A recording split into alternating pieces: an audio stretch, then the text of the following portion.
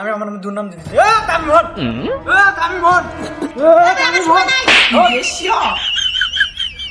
তুই আমার নামে কি দুর্নাম দাস রে তোর ভাই? শাস্তি রে আমি একটা ধরে ফেলেছি।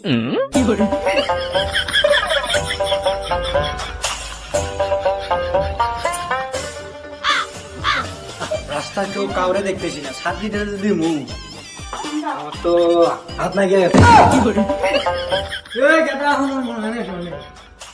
কি করছিস তা?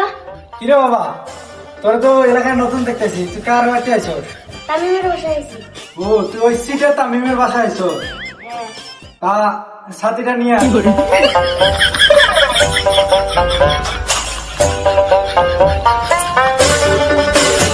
চাচা আপনারে তো চিনলাম না।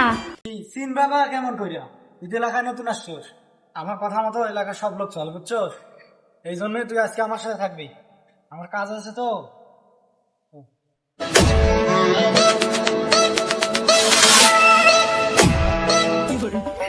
আহা ছেলেটা কোন গেল সাত সঙ্গে, ছেলেটাকে খুঁজে দিই কোনিলে পাওয়া যায় না। তুই আজকে সারাদিন আমার লগে থাকবি বুঝছোস, আমার ইনকাম মাসে 20 থেকে 30 লাখ টাকা। আমার বাবা বছরে এ বাবুল এনে যাই, তোরে আমি ভাত খাওয়ার জন্য খুঁজতেছি কখন থেকে। ভাই যাইতেছি। এ বাবা কই যাও? ভাই ডাকতেছি আমি যাই। আচ্ছা বাবা, তোমার কপালটা খারাপ রে বাবা, আমার সাথে থাকলে অনেক লাভ হলো কিন্তু টাকা পয়সার ব্যাপার তো। এ ভাই কি আদু মিশতে করিস কে রে? আমি আমার দুর্নাম দিতেছি।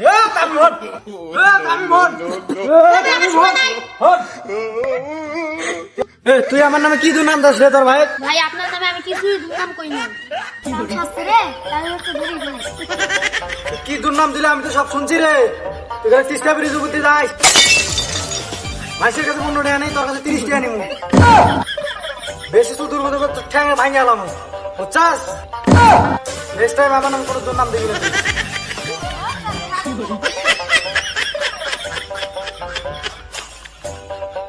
ভাই আইসা তুই আমার কি বলেছে রে? আমার ওই সাধু বলছে কি জানো, তুই যদি তিস্তা ব্রিজের উপরে উঠো আর তোর ঠ্যাঙের গাঁট আমার পায়ে বাইরে ভেঙে দিবি। আজকে আমি ডাক্তার নিয়ে আয়।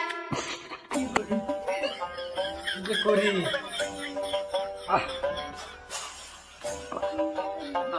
রইতে তো হ্যাঁ যায়, এত চাপা মারি তাও তো আমার কেউ ঘরে না, কি করা যায়?